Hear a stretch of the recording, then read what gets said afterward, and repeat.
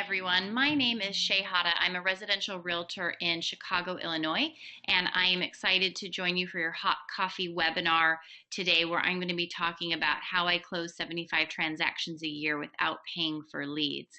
So some quick background about me before we jump in. I have a lot of ground to cover, so we're going to wait and hold questions for the end.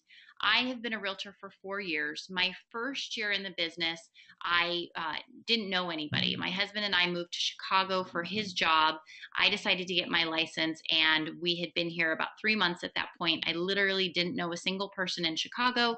Brand new city. I had been here twice before, looking for housing for us to move. So I didn't know the city at all. I didn't know real estate at all. I didn't know a single person. So I didn't have any sphere. So at that time, I decided that the best thing for me to do was going to be to, try to get clients and then treat them like gold and build my business on referrals. At the time, I didn't want to spend a lot of money on buying leads and, door knocking, things like that. I'm a very shy, introverted person. So the idea of cold calling or door knocking is not up my alley whatsoever. So instead, I decided to focus on open houses to get my initial clients. I'm very good one-on-one, much better than in groups with people. And then from there, really treat those clients like gold. So my first year in the business, I did one transaction for $130,000. That was it. And then my second year, I did about 7 million. My third year, I did 15 million. At the same time, I had a baby. And then this year, I'll close the year at 25 million, which is approximately 75 transactions, all with a 1-year-old. So I have a lot on my plate. People ask me frequently, am I part of a team? Is that how I was able to do this so quickly? And the answer is no. It's just me. What you see is what you get. I do have a part-time assistant who works for me about 15 to 20 hours a week, a little bit more during the busy season, which is spring and summer here in Chicago.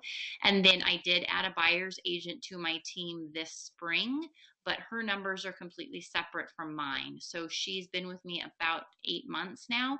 She will have closed about $5 million at the end of the year. That's separate from the 25 million that I will have done. So the question becomes, how did I go in 4 years from doing one transaction to doing 75 transactions without paying for any sort of lead generation? I don't buy leads on Zillow and Trulia. I don't do Facebook ads for leads. I don't, do mailings to farms. I don't cold call. I don't door knock. I don't do any of those things. Instead, I have built my business through open houses and then treating my clients like gold. So let's jump into exactly how I've done that. So we're going to talk about what I call concierge style service. That's what I practice, and that has allowed me to have a lot of raving fans who then refer me to their family and friends. So I'll get into more detail on exactly what concierge style service is.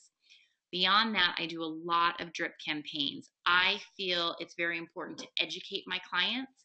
And so I do a lot of that through email and through blog posts on my website, which I'll discuss in detail as well. I'm also a firm believer in client appreciation events. I remember when I first got into this business, there was a statistic that I think it was 80% of home buyers would use their realtor again. They liked that person, but they didn't remember that person's name. And to me, that's crazy. So I wanted to make sure that I was never in that kind of situation. I wanted to make sure that my clients always remembered my name, because for me, it was hard to get that initial business. And so I wanted to make sure that both I kept that person for their future business, but that also they referred me to their clients and family and friends.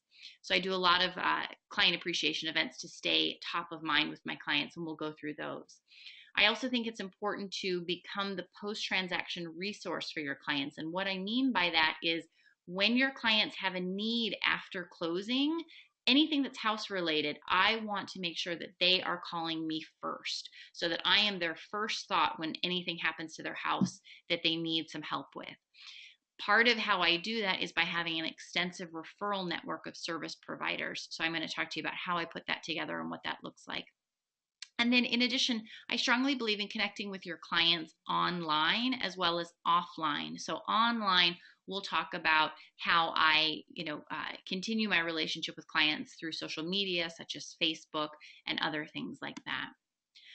So, why is this important? Again, for me, it's much easier to keep my past business and get business from them than it is to get new clients in a market where I didn't know anybody. So, for me, this has worked really well. I also find that I tend to pick up a lot of your clients who you don't stay in contact with. And so that's low hanging fruit for me. So I'll continue to kind of follow up with everybody in the transaction. So, before we jump into how we do that, I think it's really important to figure out what your why is and what your audience is and be very authentic. I think that people can feel when realtors are desperate to make a deal or when they're being inauthentic, and it doesn't build that trust that you want to build with potential clients. And so, for me, there are two things. One, I really love what I do. I love being a realtor. I love showing houses to people and helping them find their house, their home. I am a homebody. I'm very shy. I'm very introverted. And so I spend a lot of time at home. It's a place that's very important to me, and it's a place that I want to make sure that I love. And so I understand that feeling in clients, and I share that with them. The other thing that's really important to me is animal rescue groups. I am a huge dog lover. I foster dogs. I donate a lot of money to animal rescue groups.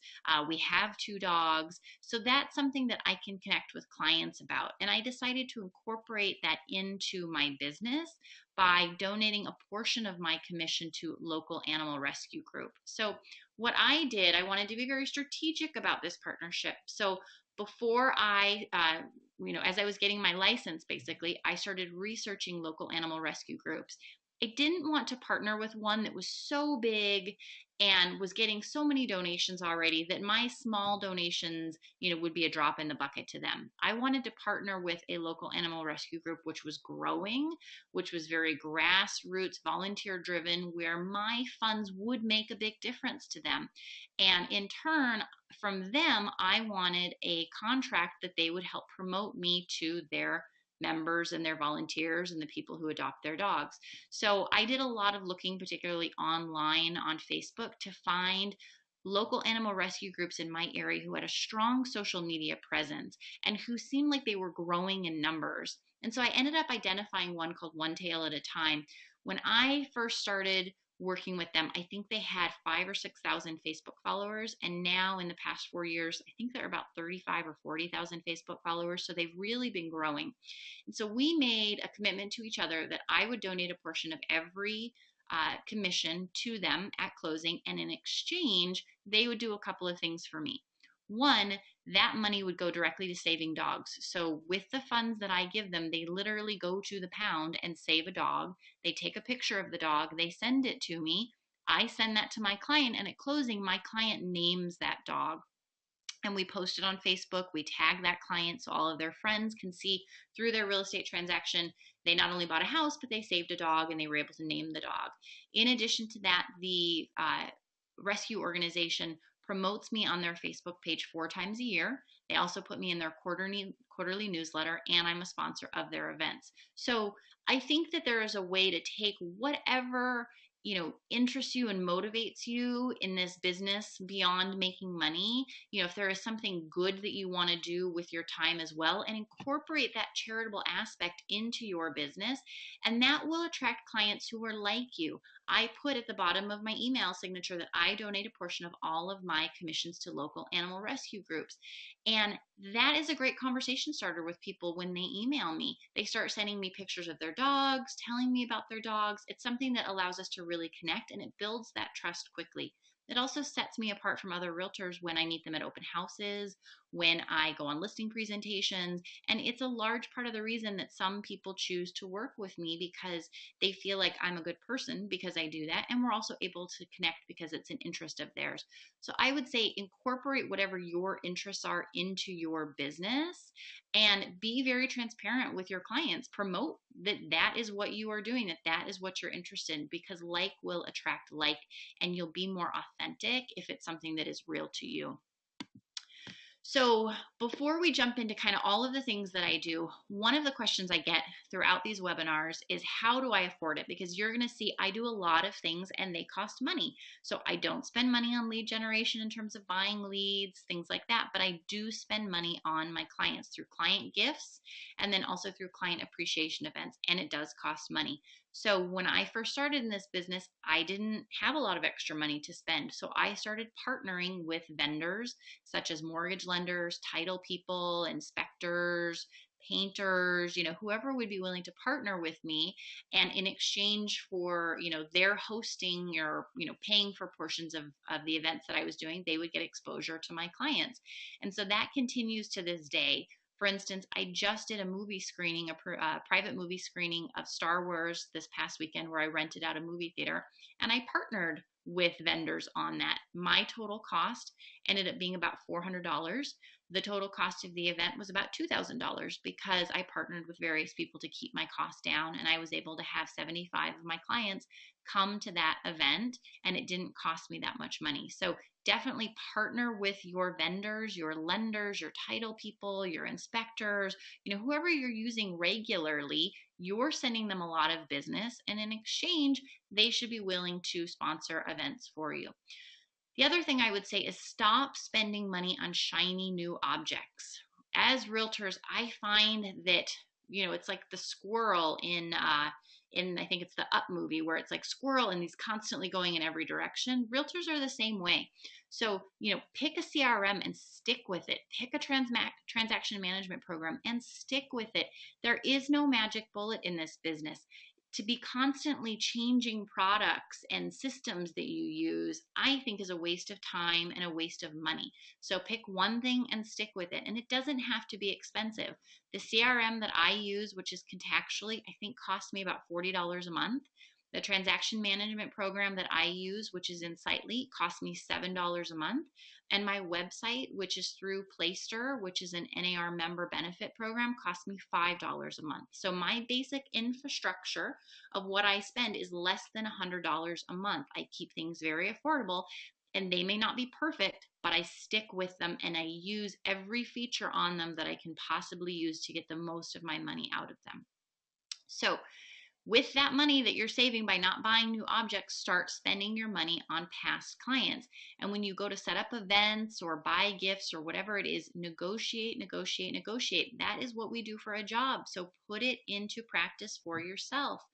I do a Thanksgiving pie pickup event every Thanksgiving. I do not pay full price for those pies. We negotiate that price down to a much more reasonable cost so that it's affordable for me to do that. In addition, we involve any clients that we can who own businesses. So one of the things that we do, which I'll talk about in a moment, is we survey our clients when we start working with them to find out what do they do for a living? And we make note of that in our CRM in their file. If they own a flower delivery shop, you can be sure that I am going to send them business and use them whenever I need to have flowers delivered. If they own a painting company, I'm going to start to use them to paint my client's property as long as they do a good job. That's the caveat. They have to do a good job because whatever they do reflects on my name and my brand. So as long as they do that, I will use them. If they don't, I will not use them, but I will always give them a try. So really, in the end, I think you need to stop buying leads and start earning leads. So let's talk about how I do that. The first thing that I think everyone needs to do is have a really good CRM. So for me, I use a CRM called Contactually. And what I like about it is that it's very intuitive and it's very easy to use. I am not good with technology. I can barely use my computer. I can barely use my iPhone. Oftentimes I have to have my husband help me out because technology is just not my thing. So with Contactually, what I like about it is that I can email somebody for the first time and it automatically puts them in my CRM. So I don't have anybody where I have to manually go back and put them in, because if I had to do that with a 1-year-old, those would fall through the cracks and I would lose sight of those potential clients and contacts. So the nice thing about Contactually is it automatically pulls their information in from their email address. It finds their social media online, pulls that information in. So all I have to do is go into Contactually and then I put them in what are called buckets. So I segment them out into whatever buckets I want them to be. So for example, my buckets are set up based on where they are in the transaction. So prospective buyers have their own bucket, prospective sellers. Then I have current buyers, current sellers. Then I have buyers under contract, sellers under contract, and then I have closed buyers and closed sellers. From that, then I also have renters and landlords because I do work with some rentals. And then I have kind of a general bucket that's like, friends and family, things like that. So when they reach out to me as a prospective client, they'll go in the prospective buyer or seller. Once we actively start working together, they will go in the buyer currently looking or the current seller bucket. And then once they go under contract, they'll move to the under contract bucket. So for me, that's been a really good way to use my CRM, in part because I have a drip campaign that goes along with those buckets, which I'll explain to you in a second. I also segment my clients by the type of client that they are. So we have them segmented already about where they are in the transaction. And then in each client's file, I have a note, I have a tag for them that says whether they're an A client, a B client, or a C client. A clients are my fans that do not need reminders about me. They're my raving fans who are going to give my name to their friends and family without me having to ask them to do so. B clients are clients that need those reminders that I'm out there, that I'm in real estate. And then the C clients are those clients that you may not want to work with again. And we've all probably had a couple of those where the transaction ends and it's, thank you very much for your business. See you, and you don't necessarily want to do business with them again. So they may not get all of your mailings and information that you send out. My A clients, those are going to be my VIPs. So they're going to get invited to some special events. They're going to get some special gifts, things like that. And my goal is always to be converting my B clients to my A clients. I want to have a huge A segment of my database. I want to have tons of VIPs who are raving fans of me. That is how I've grown my business from 130,000 a year to 25 million in 4 years. Okay. In addition to that, I tag them with likes and dislikes. Okay. So what that means is I have a survey that those clients fill out, which I'll show you in a second, called my All About You form. It asks them what is their favorite kind of coffee, tea, snack. My assistant then takes all of that information, manually puts it in our CRM contextually, and then that way, before I go to a showing with them, I can pull up contextually on my phone, the app, and I can see what their favorite kind of Starbucks beverage is, and I will stop at Starbucks and pick it up, and I'll show up to take them out on buyings with that beverage, or same thing on the listing side. Right now, I'm about 50% buyers, 50% sellers, so I'm kind of split right in the middle. So those likes and dislikes are very helpful. In addition, it asks them what's their favorite football team, what hobbies do they like. With this many clients, I start to forget those details. And so it's really nice and contextually, I can pull it up on my phone before I go to meet with them, pull up the names of their kids, their dogs, etc. Have a little refresher before I meet with them so that I can walk in the door and say, hey, how is your dog Bodie doing? And how's Sarah doing at school? Here's some coffee I brought for you. I know you like it with 2 creams and a sugar. Here you go. So we really want to do very personalized concierge style service. And so you need to have a good CRM to keep all of those notes in. Okay. In addition, I think it's really important in a CRM to have a drip campaign feature, and I will explain why in just a moment. So if you look at the screen right now, I know it's a little small and hard to see, but this is a copy of the buckets that I use. So the categories that I put people in. These are important because these correlate to my drip campaign features. So I'm going to go back for a second and just talk about this dashboard on contextually. So one other thing I think is important in a CRM, in addition to being able to have different buckets, put customized notes, and have a drip campaign feature, is to have a reminder area. So what I like about this section in contextually is that if I have a client who maybe they're not ready to buy yet, and they say, look, let's touch base in March. We think we're going to be ready to buy then. I can go into my CRM and put a reminder that will pop up that March 1st, I need to reach out to that person and find out from them if they're ready to buy or not. Okay, so that is a helpful feature from that. So whether you use Top Producer, if an Excel spreadsheet, whatever you use it to the fullest and, and really use it on a regular basis. I don't particularly love Excel because you can't do a lot of these things with it. You can't send out drip campaign features, things like that. But hey, if it works for you, use it and it works for you. Okay, so That's pretty much everything on the CRM. We're going to go back through and I'm going to start to kind of give you some more detail about how I use that CRM. So we talked about the All About You forms briefly. So here's a copy of it. So what happens when a prospective client reaches out to me, whether they're a buyer or a seller, oftentimes that introduction from a previous client is made via email. So I will email them back, and we have two forms that we ask them to fill out. The first time I email them back, we have a form online on our website. So if you go to our website, which is buyselllovechicago.com, again, that's buyselllovechicago.com, and you click on either the buyer tab or the seller tab, you're going to scroll down, and under the buyer tab, you're going to see a link called Ready to Buy, and under the seller tab, you're going to see one called Ready to Sell. If you click on that link, that's going to bring you to our survey. So this is something that we ask a client to fill out before we even have a conversation with them. The Ready to Buy survey asks them information about what they're looking for in a house. Are you, number of bedrooms, bathrooms, hardwood floors? What's your budget? Have you been pre-approved yet? If so, who's your mortgage lender? What questions do you have about the process? Are you nervous about the process? Are you excited? How are you feeling about everything?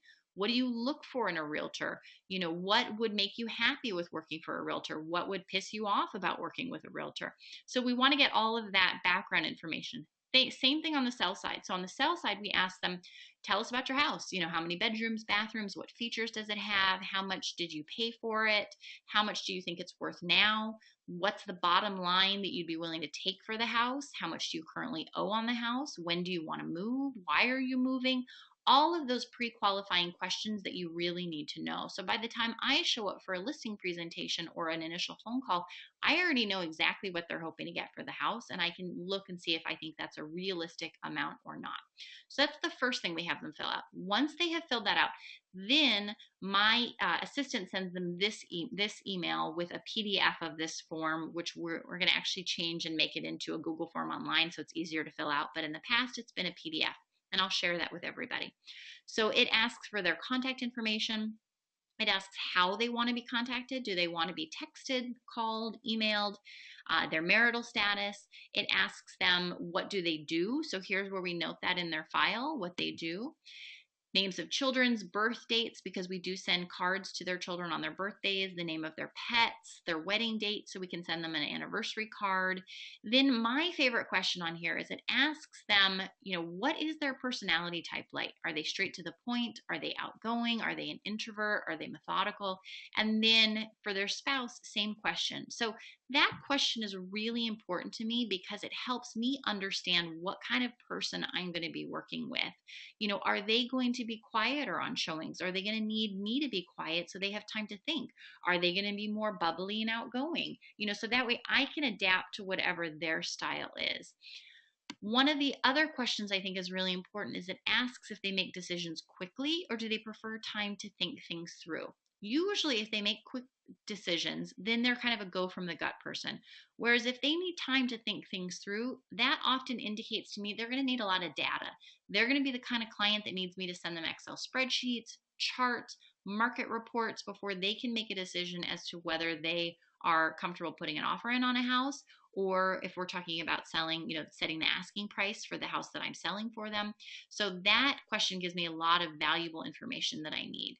Then for buyers, we ask them if they would like open house email information, because with 75 transactions a year, I physically cannot take every buyer out every weekend. It's just impossible. So what I will do is my assistant every Friday will go through properties they have marked as interested in the MLS. She'll look to see which ones are having open houses, and then she'll send that information to them and say, hey, I know you're scheduled to go out with Shay on Sunday morning. Here are all the properties that are having open houses on Saturday and ones that you're not seeing with her on Sunday if you want to stop by and check them out. We give those clients a set of business cards and we instruct them that when they go to open houses, they are to give the business card to whoever's hosting the open house to let them know that they're represented, and that agent or realtor should call me if they have any questions rather than following up with my clients. That protects my clients, that protects our relationship, and it also keeps them from getting annoyed with having a million realtors following up with them. So that has worked well for us. And then what I tell clients is if you see a property you love in an open house when we're not together, call me right away and I will do my best to swing by that open house and take a look at it. or I'll call the agent and set up an appointment for later in the day for me to swing by. So again, I do as many showings with them as I can, but I am also comfortable with sending them to open houses as well. We also ask if they want us to drive them or if they prefer to drive on their own, their favorite restaurants, snacks, drinks, wine, all that kind of stuff.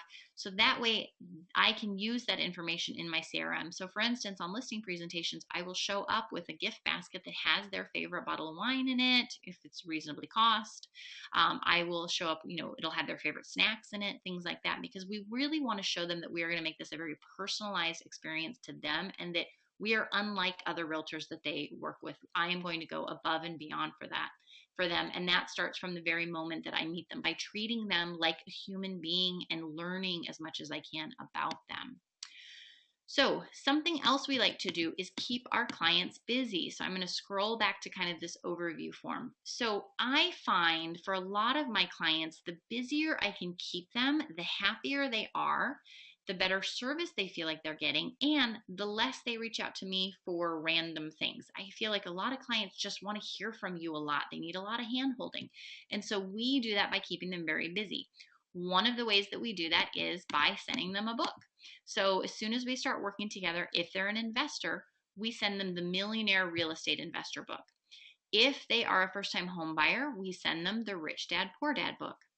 In addition to that, we have set up relationships with our mortgage lenders where if they are working with one of our mortgage lenders on our All About You form, it asks them where they would like to go on their dream vacation. We then forward that to our mortgage lender. Our mortgage lender buys a book on whatever destination they're interested in. So for instance, if it's Italy, he will buy a book on Italy and send it to that client with a little note saying that, we hope to not only be able to help them find the home of their dreams, but we want to make sure that we are setting them up for long-term financial success through this transaction so that they can go on the vacation of their dreams as well, or something along those lines is what the note says. And it's signed from both of us. So that doesn't cost me a dime. Comes from the mortgage lender, but it has my name on it as well. So there are lots of ways you can leverage your relationships where you can have your clients get lots of extra gifts and things that are coming from you, but you're not actually paying for them. So I highly recommend that. The other thing we do is give them homework. So these are our drip campaigns that I had talked about earlier. So if you go to my website, buyselllovechicago.com, under the buyer section, you're going to see steps to buy a home, and under the seller section, you're going to see steps to sell a home. So these are set up essentially steps 1 through about 30, and they detail every step in the transaction from finding a realtor all the way to closing on exactly what's going to happen and needs to get done. So when a client starts working with me after they've committed to working with me, then they get put into my CRM as a current client, and that automatically starts a drip campaign where the next email they get is to get pre-approved for a mortgage. It has a little, 2 or 3 lines in it about how, I'm so glad we're working together. Their next step is going to need to get to be pre-approved for a mortgage. Here's a link to my blog post with my favorite lenders. And so, that will go out to them, and then that goes out automatically. Usually they get a communication from my CRM about every 3 days. The next thing that they're going to get a couple days later is downloading our home buyer checklist. So that's a checklist version of these blog posts that just is a bullet point for each item they need to do from now through closing for those people who like to have checklists. So you can take a look at that online and see kind of all of the different blog posts that go out to them throughout the process. Some of these are when we first start working together. A lot of them go out to them once we're under contract. And then I have a separate set of emails that go out to them once we've closed on a property. Once we've closed on a property, they get an email from me once a month with homework for the next 2 years that I ask them to do. Those are not on the website. Those are things like I want them to claim their home on Zillow so that they can make sure the information is accurate. I want them to set up a Google alert on their property so they can make sure their property is not being used in any scams. It'll be information on reminders to pay their property taxes when the property tax bill comes out. Different things like that they need to know for the next couple of years, especially if they're first-time home buyers. So, if you don't have some sort of automated drip campaign, I highly recommend setting that up. It makes clients feel like you are constantly communicating with them. It also protects you because you have everything in writing. So if a client says to me that, I didn't give them 3 home inspectors to choose from, I can pull up that email from my CRM and say, yes, I did. I sent it to you on November 3rd. You opened it at 4:02 p.m. and in it, you can clearly see I gave you 3 different home inspectors to choose from. I've never had that problem, but I like knowing that I have all of this information as a backup just in case, and that I can show I sent them all of this detailed information to protect myself legally. In addition, it makes clients feel like you're really on top of things, that you're educating them throughout the process. So these blog posts, as simple as they sound, they get me a lot of business. When I have clients refer new clients to me, oftentimes they mention in the email where they're introducing us that Shay has these wonderful blog posts that are very informative, that will guide you throughout the process step by step. And so I firmly believe this is a big reason I've been able to grow my business so quickly. So I highly recommend setting something up like this. It doesn't take that long. I did it, my first year in the business. It probably took me about 20 hours. I literally just sat down and I started from the beginning of a transaction to the end of a transaction. And I wrote a couple of paragraphs for every step. And then over the years, I go back and kind of refine them a little bit. I think another good thing to do for your blog posts is anytime a client asks you a question where you're going to get that question from other people, that is a perfect blog post. So I was getting so sick of answering the question, are Zillow's Zestimates accurate? So I sat down and wrote a blog post about it. I've written blog posts about what are short sales, because I get asked that all the time. What are foreclosures? All of those kinds of things. When you get asked those questions, those are great blog posts. So write them down and then put them in your drip campaign to be sent out to clients. So my clients that are currently working with me, they get a drip campaign email that goes out to them about what short sales are. So before they even ask me, they have that information. So I don't have to spend time going over it with them and educating them on that. Same thing about what foreclosures are. That goes out about a week after they start working with me. So start to automate those things so you can take work off of your plate. So I'm going to scroll back to here for just a second. So we talked about I give them homework, I bring Starbucks and snacks, and then I really think about ways that I can go above and beyond providing concierge style service. And so I'm going to jump into that a little bit more later in the transaction. But the bottom line is that I think being memorable before and during the transaction makes it much easier to be memorable after the transaction. And staying memorable after the transaction is the key to getting that referral business, in my opinion. So after that transaction finishes, after you've, kind of gotten them under contract and things, I think there are additional things you can do to stand out from the pack. So one of the things that we do is once they go under contract, we drop off moving boxes at their house. And this is something actually my lender does that I work with. I don't even have to do it. I don't have to pay for them. He drops off a bunch of moving boxes. I'll show you a picture. So they look basically kind of like this. Little sticker that says start packing, you're moving, and it'll have his information on it and mine. And he puts a little note saying that, we're so excited that they're under contract and we've, wrapped up the inspection items. And so now they need to start packing. Here are some boxes to get them started. Again, that doesn't cost me anything, but it comes from both of us.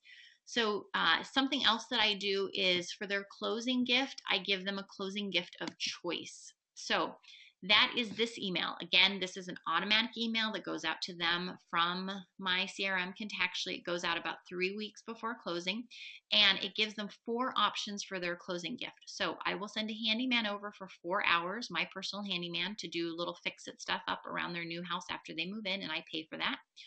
Or I will send my cleaning woman over to do a deep clean either before they move in or after they move in. I will also, their third option is I have a relationship with a family photographer. And so I will send the photographer over to their house at some point to do pictures in their house, or in front of their house if they want to use those for their holiday cards, whatever it may be. Their fourth option is a gift card to a local home improvement store or furniture store. So they get to pick which closing gift they want. I have cut deals with all of these vendors so that I don't pay what the normal rates would be. For instance, for my handyman, I pay $30 an hour. The client pays for any materials that the handyman needs, so that costs me $120. And then if they want additional hours beyond that, they pay the handyman directly at a higher rate. My cleaning woman has cut me a discount because the nice thing for them is it gives those vendors additional business, but it also gives them the opportunity, if they do a good job with the client, for additional long-term clients. So they're happy to give me a discount in exchange for that potential to grow their business. We also do, so that closing gift email goes out about 3 weeks before closing. Then on the day of closing, we have them pick out, we call it meal for the move. So we arrange for pizza to be delivered whatever day they're going to actually move into the property, as well as soda. So we have a relationship with a local pizza place. We call them up, they drop off 2 large pizzas with whichever toppings my clients wanted, along with 2 2-liter bottles of soda of my client's choice. And we ask the clients what time they want it there. And it comes with, all the paper products they need so that they have food while they're moving. So that happens the day of the move. Then a couple of weeks after they've moved in, we send them just moved postcards. So these are examples of those.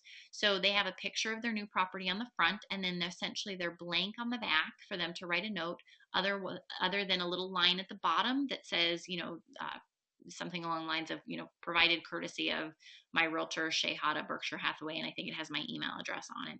So how we do these, if I'm representing the buyer, is we reach out to the listing agent and explain we're going to be doing these just move postcards, and ask the listing agent if they would send us a high resolution photo of the exterior of the property, as well as permission to use that photo. Most of the time the listing agents do. Occasionally we get a few who say no. So if they say no, we use the example that's on the bottom right-hand corner of the screen, and that's just our generic card that we send out with their new address on it. In addition to that, we also do a customized return address stamp with their new their names and their new address on it so that they can use. And then we also send them this book in the bottom right-hand corner, so House Smarts.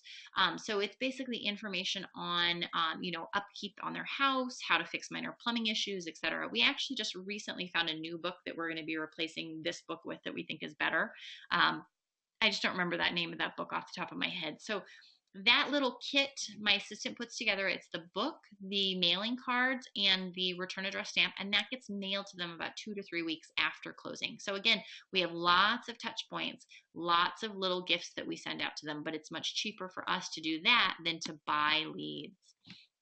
One of the things I think is important is to not forget about kids and pets during the transaction. So if a client, either a buyer or a seller, has kids, make a contract with the kids. On the sell side, the contract says that they're going to clean their room, they're not going to complain about leaving for showings, and that if they do that, then when the property closes, I will give them a $25 gift card to a store of their choice. So Disney, Target, Amazon, depending on the age of the kid, where they want it to be.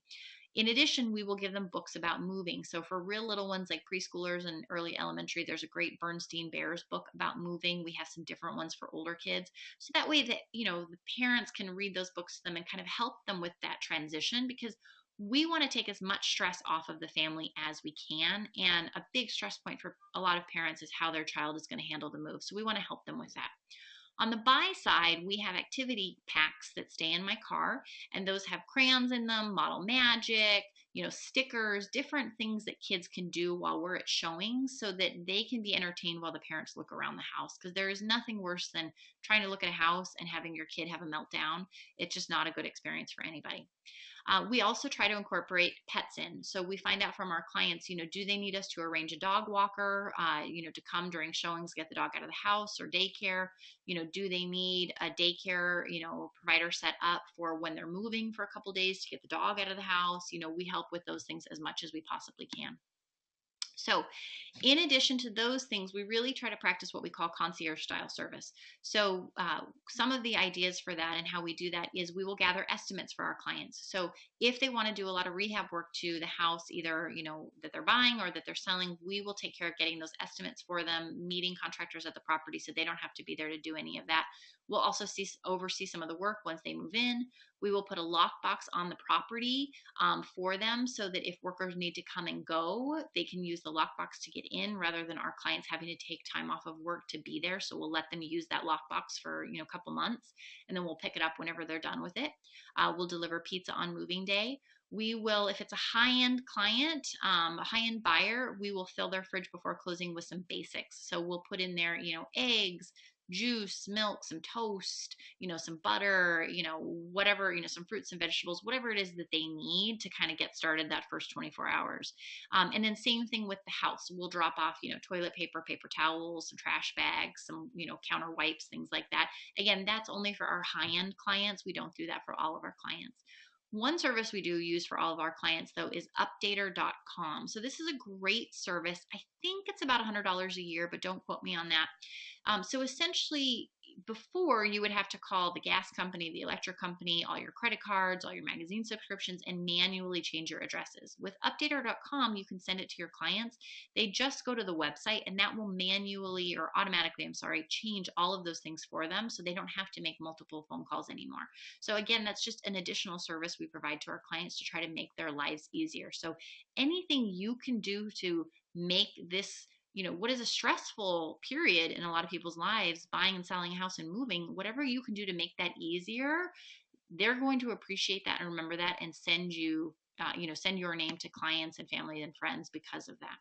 So after the transaction closes, we've talked about the gifts we send them. In addition, we have that drip campaign that goes to them for 2 years. They get it once a month, and it's really hyper local content that I write. Okay, so I don't pay anybody to write that information for me. It's something that I write that is ways to save them time or money or maintenance reminders that they need to know about the house. So it will be things like, now is the time to appeal your property taxes. Here's how you do that. Here's the attorneys that I recommend for that. I spend a lot of time researching what programs does my city and my state offer that my home clients can take advantage of. So for instance, our gas company has, and our electric company both have programs where if you are putting in, energy saving appliances or new thermostats or things like that, you can get rebates from them, which a lot of people don't know about. So those emails go out to my clients after closing saying, hey, if you're going to be putting a Nest thermostat in, you can actually get a $50 rebate from our electric companies. Here's how you do it. So anything you can find like that can save your clients time or money is information I would send out to them. I have a really great open rate. I think my open rate for those emails is about 80% because I don't send them crap that they don't want. I don't send them recipes that they can, Google themselves. I send them stuff that has to do with their home, that is going to save them time or money, or has to deal with taking care of their house. Like in our area, you have to rot out your sewer lines every year or two. You need to drain your hot water tank so you don't get a lot of sediment in it. And a lot of people don't know that. And so I feel like it's my job to not only help them find the house of their dreams, but help maintain that house so we don't have problems down the road. So these are some examples of some of the post-transaction emails, kind of the titles of the emails that get sent out to those people. And then beyond that, I have kind of generic emails that get sent out to my whole sphere that are things like, here in Chicago, we have to worry about our pipes freezing. So on really cold nights, I have an email that I'll send out to my whole sphere about, it's going to be really cold tonight. Here are the steps you need to take to prevent your pipes from freezing. So my general sphere gets emails from me maybe once a quarter, whereas my past clients get emails at least every month, if not more than that. In addition, I do mailings. These go out to my whole sphere, and these are postcard mailings that we try to kind of have fun with. So we send them out on unusual holidays. So for example, we send one out on Groundhog's Day, we send one out on April Fool's Day, things like that. And so they're always funny on the front, and then on the back, they have family-friendly festivals in our area for 2 months. So our hope is that people will hold on to these and put them on their fridge so that they have an idea of kind of fun things that are going on in town for them to do. In addition to these, we also put in, not every time we do it, but maybe every other time we send the mailing out, we put in some sort of fun thing for them. So for instance, in January, we put lottery tickets in with those mailings. In the spring, we've done coupons for a free cupcake at a local bakery in the past. We've done Starbucks gift cards in the fall that I would, sponsor with my mortgage lender. So again, we don't always put something fun in there, but a lot of times we do. And so I think, people are more apt to open them because they know sometimes they're going to get a fun treat in there. One thing we do for our new buyers is we do an ornament. So we order a metal ornament with a photo of their new house on it. And on the ornament, it says home for the holidays and then whatever the year is. And we order that from a company called MPix. It's mpix.com. Again, mpix.com. It's about $10. It's a beautiful ornament. It's a good size ornament. And that comes to us. We order those in November. And then right after Thanksgiving, we send them a holiday card with their ornament. We are very careful. We don't send those to Jewish people, people who might get offended that we're sending them a holiday ornament. So those have been very well received. Then this is a cool idea I have not done yet, but it's on my radar to do. So this is basically a friend of mine, Amy Broghammer, who is in Ohio. She does these kind of year in reviews instead of Christmas cards that she sends out to her sphere. And they have funny facts on them about her year. So some of it talks about, how much volume she did, how many transactions, or number of days on market, all that kind of stuff. But a lot of it is really funny stuff. Like, this is how many ice creams I ate this year. This is how many phone calls I made. This is how many miles I drove. All those kind of like silly facts that have to do with real estate. And those have been really successful with her. So my plan is to start to do those next year. So in addition to the mailings, we do client appreciation events. So I'm very big on client appreciation events and getting back in front of my clients. So in addition to these, I do often get together with my clients for coffee, tea, lunch, take them out to dinner, and I like to make those family events. So their whole family comes along, my whole family comes along. That way we can really get to know each other on a personal level, because I think once they know you and your family and they like you, you become friends and you're more likely to get business from them. When my husband was in real estate for a really long time before we moved to Chicago, and he took his new job where he works for the National Association of Realtors. So he had to give up his license when he took that job. But previous to that, he had been, a realtor for many, many years. And we got married in Hawaii in a destination wedding. And out of the 75 people who came, I think about 40 were past clients of his.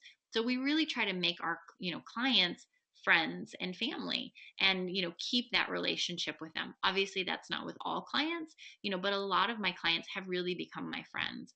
So in addition to kind of those one-on-one things, we do these client appreciation events. So in the past, we've rented a movie theater in the summer. We've stopped doing it in the summer because I found we weren't getting great attendance. So we started doing it in the winter, and that's worked really well. So this past weekend, I rented out a movie theater with the seats that recline, and it had 75 seats, and we did it for the Star Wars the first weekend that it came out. So our event sold out in about 3 hours. It sold out really fast. People were super excited about it. They were able to bring their whole family with them, or a guest if they, are single.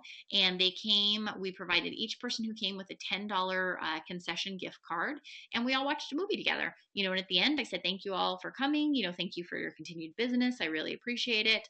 I never ask for referrals. I have never once said to a client, if you know anybody looking to buy or sell, please send them my name. That just feels really cheesy to me, and so I don't do that.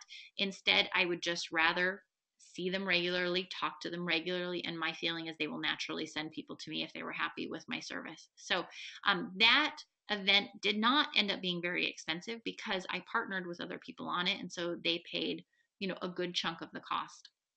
We've also done summer family barbecues where we reserve a park and we get a caterer and an inflatable bounce house, and they come out and have fun with their families. Our Thanksgiving pie pickup is a really popular event. So we work with a local pie company a couple months in advance. We order a variety of pies. Generally, we have 3 to 4 different flavors. And then the Tuesday before Thanksgiving, our clients come from 4 to 7. They can stop at any time. They pick up a pie, have some apple cider. We say hello. We chat for 5 minutes, and then off they go. So it's a nice, quick way for me to touch base with everybody. Generally, I have a mortgage lender involved in that, so they're there to chat with the clients as well. So that helps keep that cost down. We also do a Valentine's Day blowout party. So this is a really popular event of ours. We rent out a hair salon on the Saturday before Valentine's Day. We invite all of our female clients to come and get their hair blown out, and we pay for the cost of that. We generally have Valentine's cookies and champagne. And in the beginning, when I didn't have a lot of clients, what I did was I allowed my clients to bring 1 or 2 friends of theirs who may be interested in buying or selling real estate in the next year, so I could have a chance to meet them. our events are so big now we can't do that really anymore, but that was a great way to grow my business in the beginning. So there's some additional ideas on here. Some of these are more office ideas. So when my husband was a realtor in Minnesota, his office would turn their parking lot into a pumpkin patch, and that was something the office put together, and then the realtors would just pay a couple dollars for each client to pick out a pumpkin. So they were able to really get a great deal on the pumpkins because of the volume. They also did the same thing with Christmas trees and wreaths. So they would have Santa there in their office with cookies and a professional photographer to take pictures of all the kids with Santa. And then they would have Christmas trees and wreaths in their parking lot that the realtors paid for. And in exchange, clients would bring a donation for Toys for Tots. And I think the wreaths were like $8 and the trees were like $12, something like that. So they got a really great deal on them because, again, they were buying them in such bulk. So, I would definitely talk to your brokerage about something like that. It's great because you don't have to organize it and it's really cheap for you. I would recommend hiring a professional photographer for all of your events because then what you can do is you can post those pictures on Facebook and tag your clients in them. And so not only do your clients get great photos of their families by a professional photographer, but their friends get to see that you were the realtor that they used and that they get to go to these cool events because they used you. So here's a picture of our blowout party event. That's my husband. I was really sick that year with the flu, so I couldn't go. So my husband went and filled in with me and served all the ladies champagne. So he had a lot of fun doing that. So beyond the events, I recommend being an online resource for offline needs. So what I mean by that is your clients, anytime something happens with their house, you should be the first person that they call. So my clients know before they call the insurance company, before they call anybody, they call me. And I will help them figure out what they need to do to fix whatever's going wrong. So if they have water in their basement, they call me. I put them in contact with whoever they need to, take care of to get that fixed. Sometimes that's the insurance company, sometimes it's not. So I have a great resource list on my website you can take a look at. Again, my website is buyselllovechicago.com. It's all my favorite painters, plumbers, electricians, dog walkers, all of those things. Anything that has to do with their house is on that list. And those are all people I have personally used and can vouch for. If they do a crappy job, they come off my list. And those are people I partner with for my events. So have a really good referral network because, it's not only great for your clients, but it's great for you. If I need to get a property on the market quickly and it needs to be painted and it needs some work done, those vendors prioritize me above other clients because I send them a lot of business. And so I'm able to get listings on the market very quickly for good deals because of it. In addition to that, I think it's important for you to be a resource for people who are moving to the area. So for instance, if you have a family that's moving to the area, they probably need a pediatrician, an OBGYN, a general doctor, a dentist, all of those kinds of things. So I have a separate section on my website that's for families that has my favorite, pediatricians, doctors, all of those kinds of things, favorite classes for kids to take that a new, person or family moving to the area is really going to need. So as much as you can make their transaction smooth and easy is something I think is worth spending time doing. So here's again is my website, buyselllovechicago.com. It's a Playster website, which is an NAR member benefit. So it's basically a template. It's very easy to use. They give you the template. I went online and bought stock photos of Chicago and then had my photographer take some additional photos that I used. I set the whole website up in maybe about 40 hours or so, 40, 50 hours. And then I go in and I update it regularly. But I highly recommend it. It's $5 a month. It's super cheap. And I think it's a really nice looking, easy to use website. If you're going to have a website, I think it's really important to have a blog feature on it because you need to keep it current and relevant. So feel free to check ours out. This is our resource list you can see on there. So really, there's a lot of information on our website. These are some of our blog posts and the categories we have for blog posts.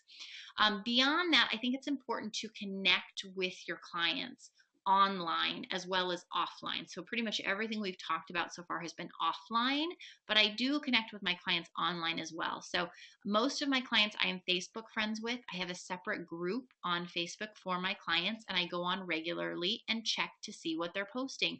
I make sure I comment on it so that, again, I'm top of mind and I know what's going on with them. I will also see if they have any milestones that are happening. So if they just announced that they're pregnant, We have little onesies made that said, I got my crib from Buy, Sell, Love Chicago, and my assistant will send one of those to them. If they got engaged, we'll send them a little gift, because I find those are the moments in life when often their housing needs change. And so I want to be top of mind with them, because if they just found out that they're pregnant, they may need to move to a bigger house or a different school district. So, those are times when I really want to remind them that I'm there to help them.